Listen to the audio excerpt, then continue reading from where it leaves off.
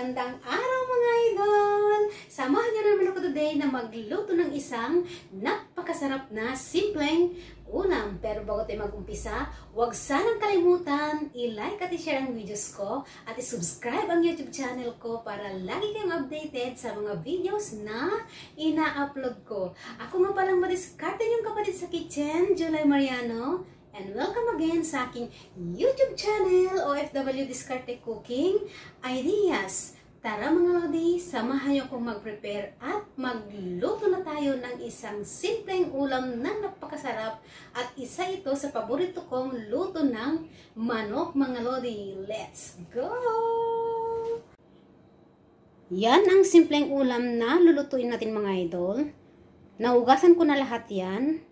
At samahan nyo na lang akong i-prepare yung bawang, luya at sibuyas. Yan din yung gagamitin nating ingredients mga loads. Napakasimple lang ang lulutuin natin at napakasarap. Unahin natin ang sibuyas mga loads. Ayan.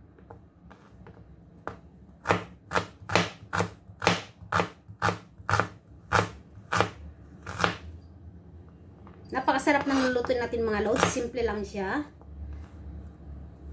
Paborito ko ito mga lodi sa lahat ng luto ng manok mga lods. Ayan. Then iset aside muna natin mga lods. Then next is yung bawang natin. Ayan. 3 butil ng bawang.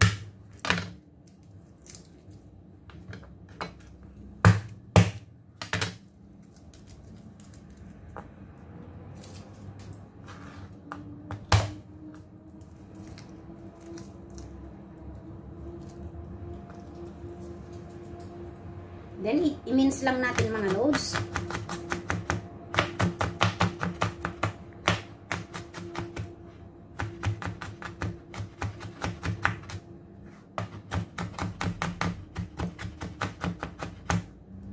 Ayan mga lodi. Then, iset aside din natin.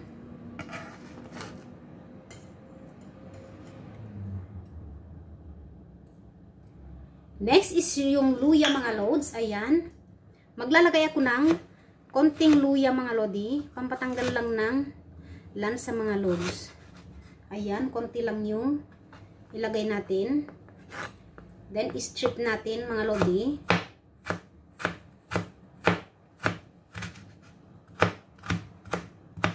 Ayan mga lods.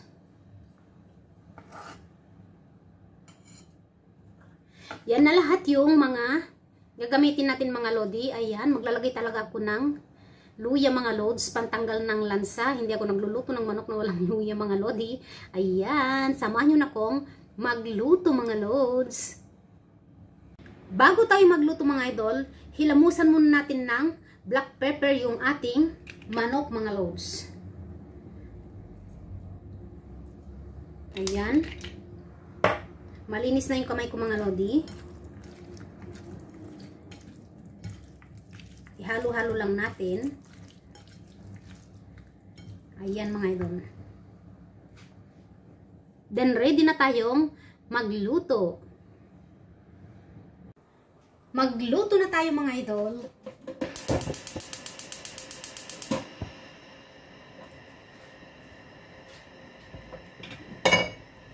Maglagay ako ng cooking oil. Yung sakto lang na panggisan natin mga loads. Then, hintayin natin uminit yung ating kawali. Spread lang natin mga lodi para ready na siya. Hintayin natin siyang uminit. Mainit na yung ating kawali at pwede na nating ilagay yung ating sibuyas muna.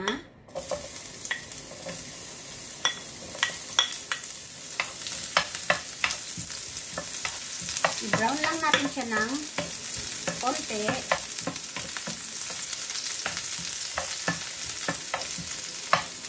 Next is yung luya at yung bawang. Ayan mga idol. I-brown lang natin ng konti yung ating mga ricados. Pwede na nating ilagay yung manok mga loads.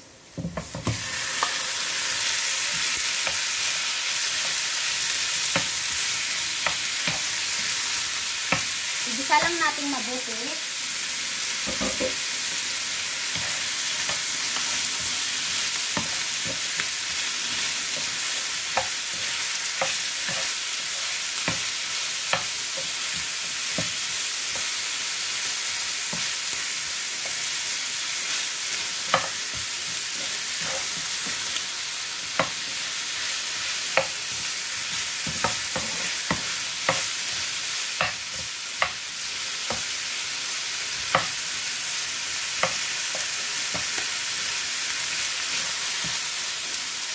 I-brown lang natin ng konti mga idol. Okay na yung manok natin mga idol. Ayan. Then maglalagay ako ng fish sauce mga loads. Ito ang panimpla natin sa ating adobo sa puti.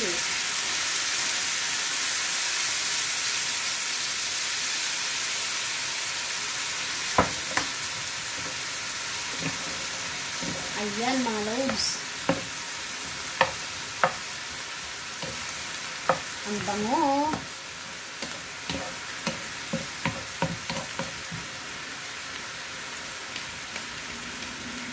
Then maglagay na tayo ng tubig at lutuin natin in 20 minutes mga loads. Takpan lang natin.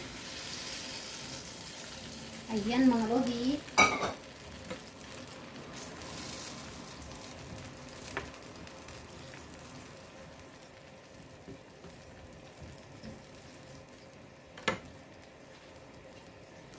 Takpan lang natin. At kung kulang yung fish sauce na nilagay natin, pwede natin timplahin ng asin mamaya mga loads.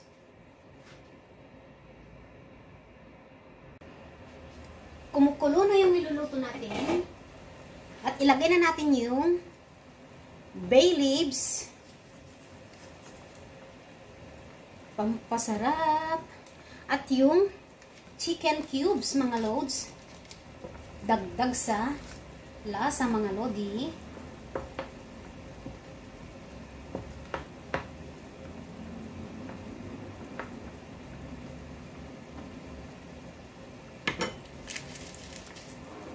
Then hayaan lang natin kumulo yan mga loads hanggang maluto yung manok. Then timplahin na natin ulit mga idol. Yan, takpan muna natin.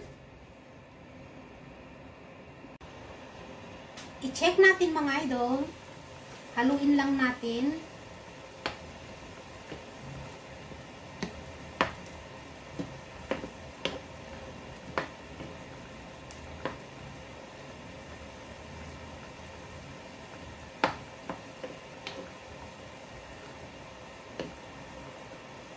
Ayan mga loads. Then takpan ulit natin hanggang lumambot yung paa mga lodi.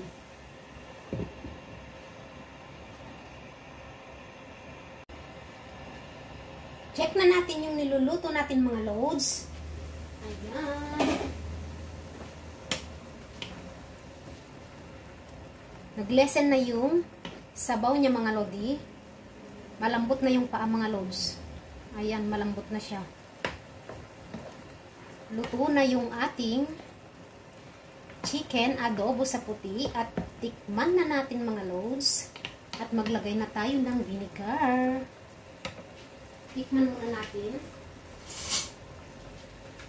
Kung hindi mo makuha yung lasa pag nagluluto ka mga lodi, maglagay ka ng konting sugar.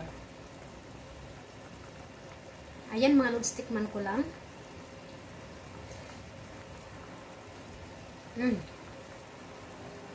Parang kulang mga lods. Maglagay tayo ng konting asukal mga lods. Ayan lang.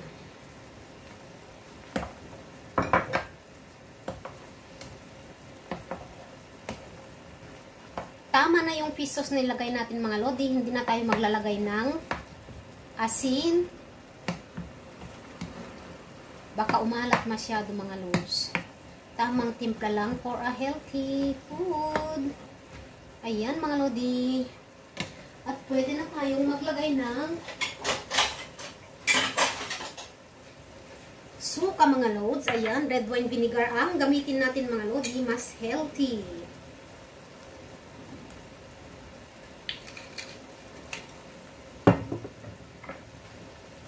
Ayan mga idol.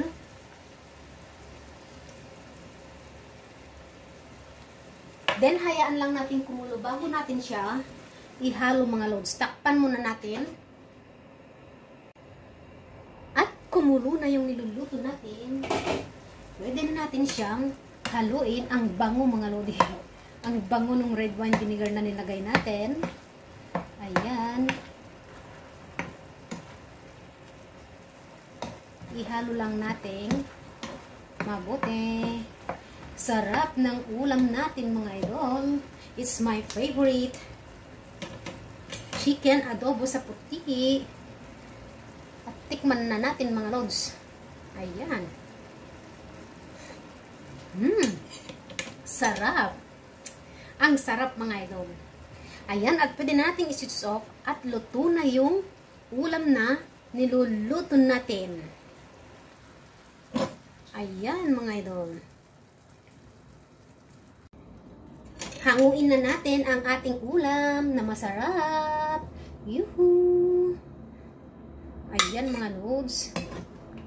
Chicken adobo sa puti. Paborito kong luto itong mga loads. Paborito kong luto ng manok. Napakasimple lang at napakasarap.